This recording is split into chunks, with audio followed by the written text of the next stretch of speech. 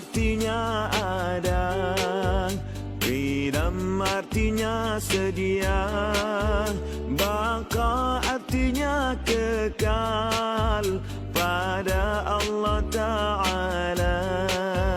Mukhalafatuhu lil hawadithi artinya bersalahan dengan makhluk. Qiyamuhu binafsihi artinya berdiri sendiri. Wahdaniyah asa, qudrah kuasa, iradah berkehendak, ilmu mengetahui, haya hidup, sama' mendengar, basar melihat, kalam berkata-kata. Qadirun yang maha kuasa, muridun yang maha berkehendak, alimun yang maha mengetahui, hayyun yang maha hidup,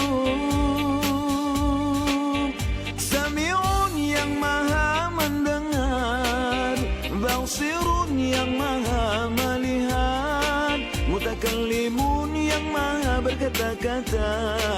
Itulah sifat bagi Allah Ta'ala.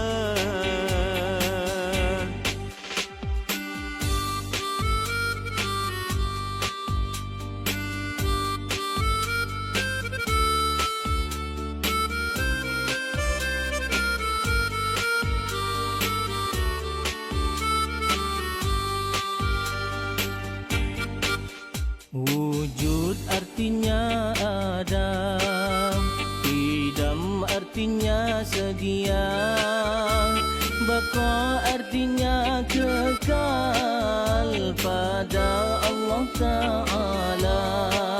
Mukhalafatuhu lil hawadithi artinya bersalahan dengan makhluk.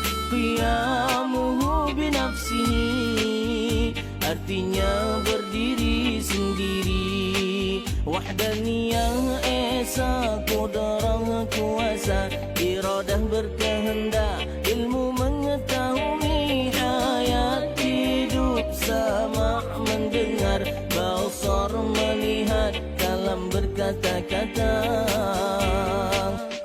Qadirun yang maha kuasa, muridun yang maha berkehendak, alimun yang maha mengetahui, hayyun yang maha hidup,